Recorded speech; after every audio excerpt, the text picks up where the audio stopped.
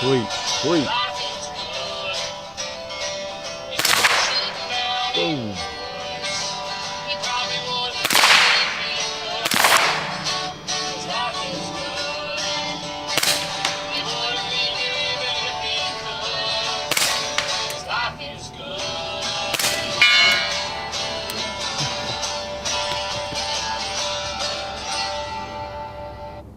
Yes, Hickok 45 coming to you from the beautiful hills of Tennessee, your internet shooting companion. And you know what home Tennessee is? It's a home to Alvin York, maybe one of our most famous people, celebrated people.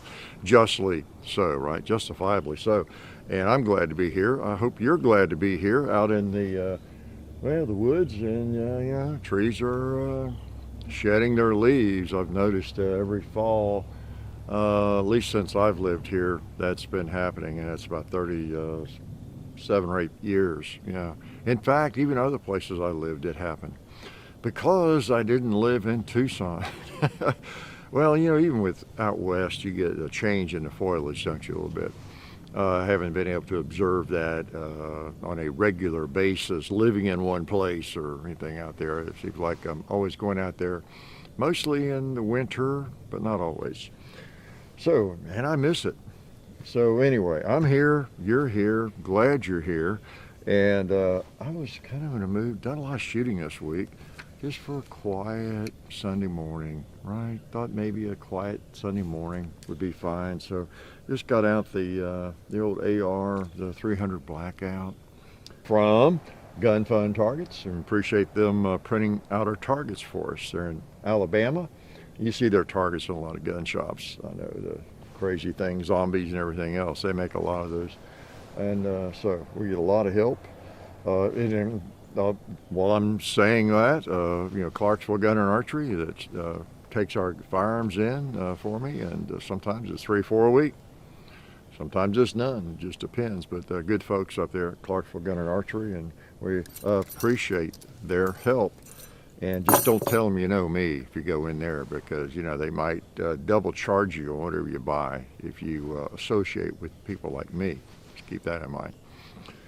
So what else? I don't know, John's Comedy, and remember, it'll be in Alabama at Stand Up Live December 15th to 17th, and then back in the next day, December 18th, at Zany's in Nashville. And that's also the show that Jamie LaSalle's on. You might see him on Gutfeld pretty often.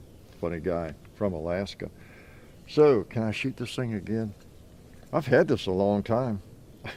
Really, the early days of the 300 Blackout, or when I bought this, this upper, and it's a Knight's Armament upper. And I've got it stuck on my Daniel Defense lower right now, because I don't really have a specific lower for it. But I usually have a lower that I don't need to use for something else. And it's a pretty nice rig, kind of the old school, upper in it, quad rail kind of thing. Feels good though, a little nostalgic. So let's pop the safety off and shoot a bowling pin. Oh yeah, I guess my sights are gutting off there. I was actually missing the gong, which should never happen with this. I was just, I don't know, messing around too much, maybe. Let's try that turkey. There's something neat about that. If you've never shot a suppressor, I don't know, I guess it's, if you've not shot much at all, maybe it wouldn't be that unusual to you or strike you the way it strikes me and makes me really want to laugh. But if you have fired as many, whatever, millions of rounds that I have fired, loud rounds, even though you have ear protection on, they're loud, there's just something really unusual. It's like this shouldn't happen. It's like getting in, I don't know, on your tractor. A lot of you have tractors, right? Getting on a tractor and it's totally quiet, not a sound, or something, electric engine maybe. or four-wheeler, something, a motorcycle, not a sound. Don't even know if it's running. It's just the contrast is it's really strange. It's very strange, hard to get used to. So it's fun. I enjoy it occasionally. It's nice. Yeah, speaking of comedy, my grandson was visiting recently. Had a big time with him hiking the high cliffs around here and the hills and everything. He's getting where he really enjoys that, and big time. I got to tell you, speaking of comedy, I was teasing him about something. I can't remember what it was. I was just telling him something. I knew he probably wouldn't fall for it, but I said, and he did. He wasn't, And I said, yeah, you're just getting too big. I can't fool you anymore, can I? Yeah, I can't fool you anymore, can I? He said, he's 6, just turned 6. He says, you've never been able to fool me, Grandpa. He's getting too wise for me. I might as well quit and give up. You've never been able to fool me, Grandpa. Actually, I know I have before. I can shoot cowboy with this. Boom.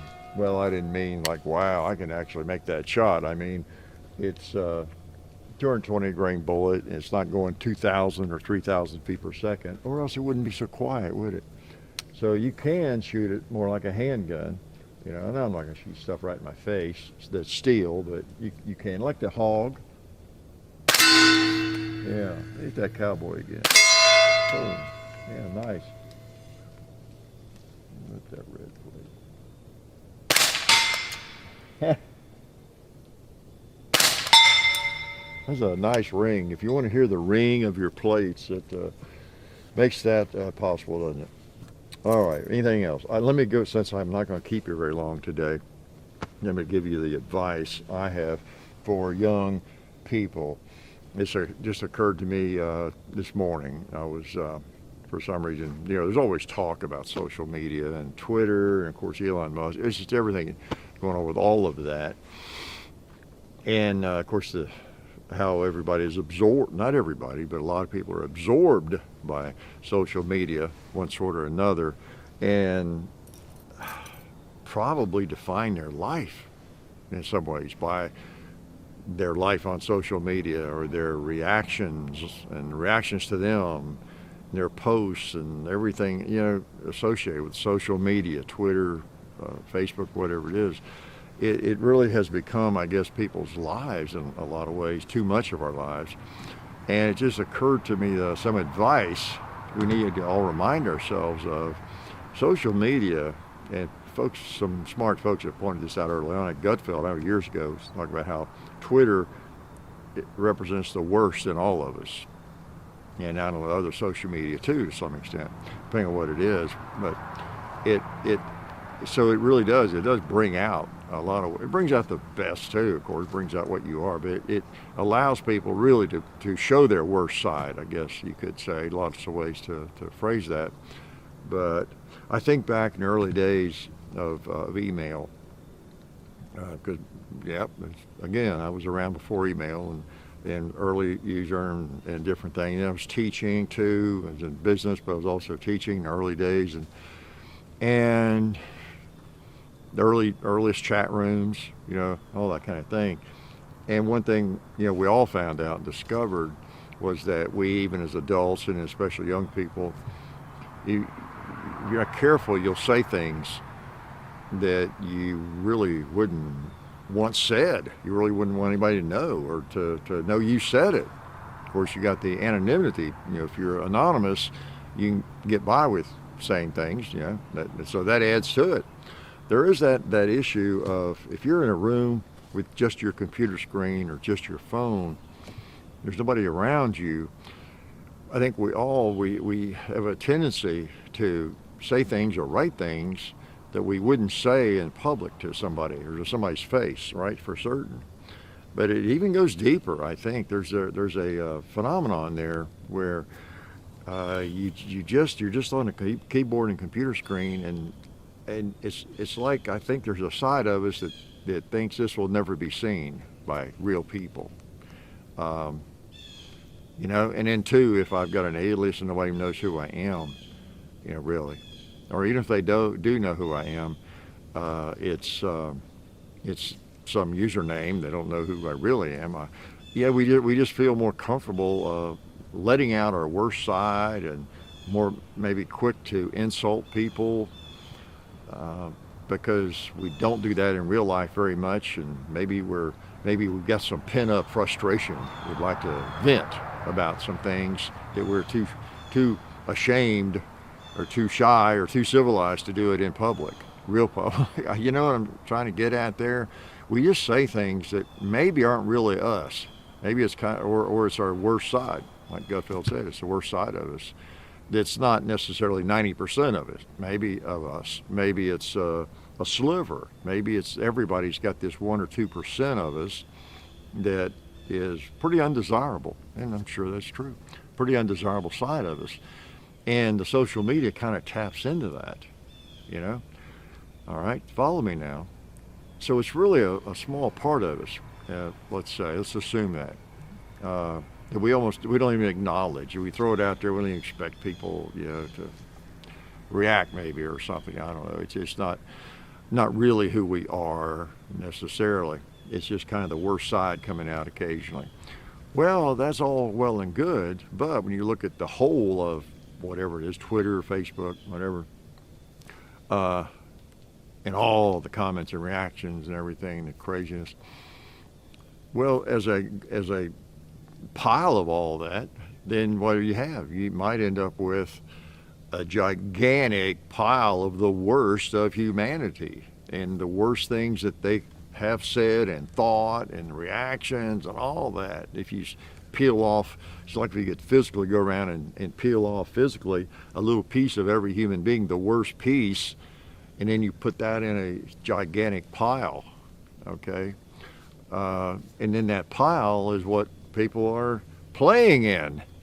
You know, so we are playing in some of the worst of humanity. I don't know if that makes any sense, but it you know, hopefully makes a little sense. So anyway, young people, don't shape your life based on what you see on social media. That's kind of the gist of that. That's not the real world. That's, in a lot of ways, it's just that worst sliver of millions of people, you know, okay? So whether someone reacts positively to you or negatively or whatever, you know, this kind of thing, if you're losing sleep over that, whoo, good luck in your life. Good luck. You know, it's kind of like being in middle school, you know, where everybody knows it's just a jungle, you know, everybody in their cliques and egos and excluding each other and all that kind of thing, or high school or anywhere. Even adults are bad about that. But I always felt sorry for kids that maybe were more excluded because, you know, this is their real world, you know, right now. They don't realize that in 5 or 6 years they'll look back on that and almost laugh at it, you know. So, and many of you are on the other side of that, of course, most of you, and you know what I'm talking about. All the trauma you might have gone through in middle school or high school, and you know, you survived it and your life is going just fine, you know, and so it's just the way it is. But anyway, thought I'd throw it out there about social media. In other words, don't major in minors. That's social media is a different sort of animal. So many people have observed, including myself, how, I mean, you might just get piled on your social media site, your Twitter, whatever it is, it's about things you talk about or things you say or whatever it is. But in the real world, that never happens, you know, or rarely ever happens. You know, you have a pretty normal life, you know, and that's based partly on who you hang out with. You generally hang out with people that you know, are agreeable to your point of view. I guess that's a lot of it, but you just don't see as much of that, you know, walking around town, do you, or at the coffee shop. So that's my only advice, and I might shoot a little bit more. I'm going to. Oh yeah, let's see if I have more ammo here. Okay, let's shoot a couple of 2 liters here. You want to? They're fun because they explode quietly, more or less. Look at him dying, spraying. Pow, pow, pow. Let's get this first one. Oh, right in the center. Pop. Put the last round on the bottom. You know how I know it's the last round? I could tell by the way the bolt feels. Now watch me be wrong. Nope, it's empty. Y'all know that if you shoot much, you shoot semi-autos, there's something about that last round in the bolt. I mean, it stays back. Well, it's a different feel. The bolt's not going forward. Yeah, duh. Obviously, there should be a difference, right? Okay, like that. Red 2-liter. Boom.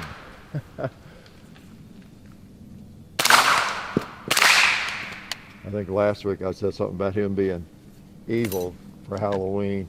So it was funny. Yeah, I remember last week I talked about not knowing when's your last day and all that kind of thing. I meant to mention a neat little book and movie. If you've not read it, I think I've mentioned it before. That highlights that concept. It was The 5 People You Meet in Heaven, and it's not really a religious book. So if that turns you off, it's not that really. But just a marvelous book by Mitch Albom, right? Yeah, and marvelous little book. There's a movie as well, and it's well done too. John Voight, and, who all's in it. But it's really neat. The maintenance man at the park, because it kind of traces through. It's just really interesting the way Album traces that, and at the beginning of a chapter, maybe it'll say, because he does die. Spoiler alert, but through an accident. But I don't know if it's the beginning of a chapter or whatever. He'll say like 10:25, for example. Eddie has 6.5 minutes to live, and kind of traces that, and then doesn't realize any of that's going to happen, and later Eddie has 2 minutes and 6 seconds to live, or on Earth or whatever it is, and of course none of us have that timer, do we? We look at our watch. Oh man, I've just got 10 hours. Oh Lord, I need to have another beer. No, we don't have that signal system, but it's an interesting little book. I highly recommend it. I meant to mention that last week. That would also be good advice for young people. Read some good books with some meaning, not just interesting, crazy. I'll pick on what people read, but it's long been my opinion that simply because somebody reads lots of books, it doesn't necessarily impress me. I like kind of what is somebody reading? What are you reading? There are lots of books you could. I've known people to read just like 3 romance novels a week. Okay, well you're exercising your brain, and it's good. You're reading whatever you're reading. But I don't know. I've enjoyed nonfiction more in my life. I enjoy a good novel, but I read more nonfiction. I just love learning about different things. Even philosophy, psychology, and all that sort of thing. But it hasn't helped me a lot, has it? I should be reading romance novels. But anyway, yeah, read some good stuff. Read a lot, if anything, but read some some good nonfiction. Maybe some biographies about some people who've actually accomplished something. That were our founding fathers or something. That learn a little history through it. You learn a lot of history through quite a bit of nonfiction, depending on what it is. But you just pick up a lot, and you do through a fictional novel as well, depending on what it is, historical fiction or whatever. But read. That's more advice. Find a good book, read. Have some quiet time. Speaking of social media, away from social media. Wouldn't hurt, would it? Yeah, it's good. Be good for all of us to read more. Okay, I'll take a few more shots. Let you go. Can't make those too long, like I said. Put one in there.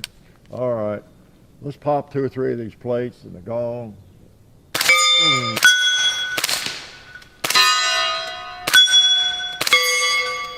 Wow, I missed that plate. How'd I miss that?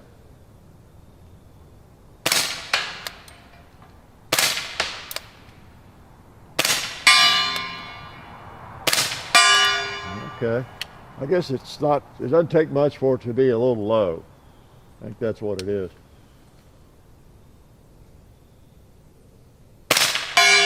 Yeah. Or I might need to work on those sights. I tip, since it's just metal sights, I'm not going to war with this thing. And this front sight, is not really tight. Can't really tighten it up very well. It's this flip up piece here that you can see that, how that works. It's probably that, yeah, you can see it. Okay, this piece flips up with the rail for the sight. Yeah, it's a little wobbly, but I really don't think I can blame it on that exclusively. But because of that, I'm not going to pretend I can hit something at 800 yards with it. I need to put a scope on it or something else. But it's a close range firearm, right? Close range. That's my answer. That's my excuse. Close range. So did I forget anything? No, it is, of course, in November now. And so we ought to be having weather that looks like this, damp. That's what we get a lot in Tennessee of in November, is rainy, and December, rainy weather like this. Leaves will be off. Next time you see me, there'll probably not many green leaves. And in a few weeks, it'll be getting bleak. I might just cry. I really might. Yeah. So it's very quiet though today. John and I were noticing that yesterday. We were doing video, and it was just like this, and it just seemed so quiet. I think we decided because of all the leaves down and wet, it had been raining, and it just absorbs the sound more. I don't know. It just does seem extraordinarily quiet. Partly because you all are not saying anything. You're just sitting there looking at me, right? Hopefully listening. And I am glad that you do watch. It's great that you come out on Sunday morning or whenever. There's no law that says you have to watch these on Sunday morning, okay? And you can watch anything at any time. Just go to the channel. It's all there. I still see a lot of people telling me that they have been unsubscribed, and they should resubscribe, but they've been unsubscribed again just recently, and all that sort of thing. So stick with us. You know where the channel is, and we got like 2,500 videos, I think, close to that. So if there's a firearm, the new folks, maybe you're new to the internet, I don't know, or YouTube, just plug in the firearm and then Hickok 45, and it'll show you what we have on that particular firearm, okay? So we have a lot of videos you've probably not seen yet. That's my guess. And I'm glad you're looking at this one. I will let you go. I really do need to, I might have to upload this in a motel room, which I don't like to do. So I don't want to end up with some issues there. So if I don't get it uploaded, that's the reason. Okay, so now you'll know, right? Now you'll know why you're not seeing me this morning, because I didn't get it uploaded in the motel. Think about that one. Don't think too hard, though. I mean, I don't like to think too much myself. Life is good.